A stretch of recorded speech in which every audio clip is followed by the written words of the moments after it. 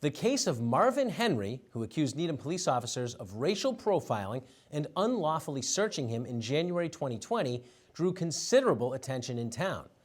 Needham hired Boston attorney Natasha Tidwell as an independent investigator to examine the claim and to review local policing policies.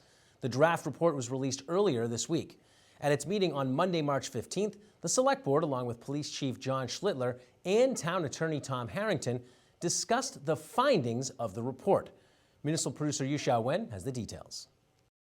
Town Attorney Tom Harrington presented the conclusions of the 41-page report at the meeting, which finds it reasonable for the police officers to stop Mr. Henry and no racial profiling was involved.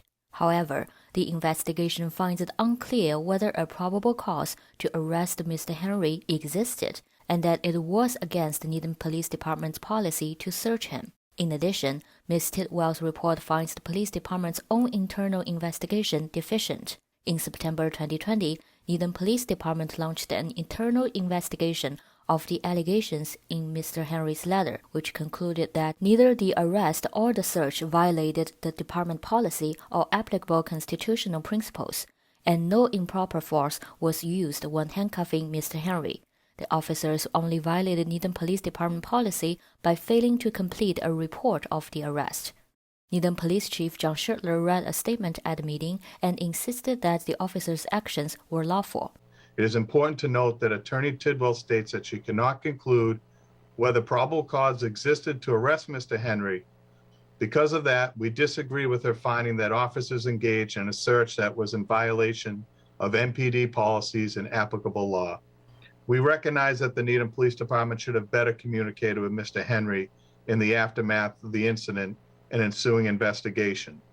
We regret any distress this has caused him. Select Board Chair Mo Handel also read a statement where the board expressed general support of police work and sympathy for Mr. Henry. The board acknowledges the impact this incident had on Mr. Henry. Mr. Henry has expressed that this incident was traumatic and painful one, and for that we are deeply sorry. Mr. Henry did nothing wrong. He was wrongly identified by a neighborhood business and accused of shoplifting. When he was released by the police, he was informed that he was a suspect in a crime. He deserved to be notified as soon as it was determined that he was no longer a suspect.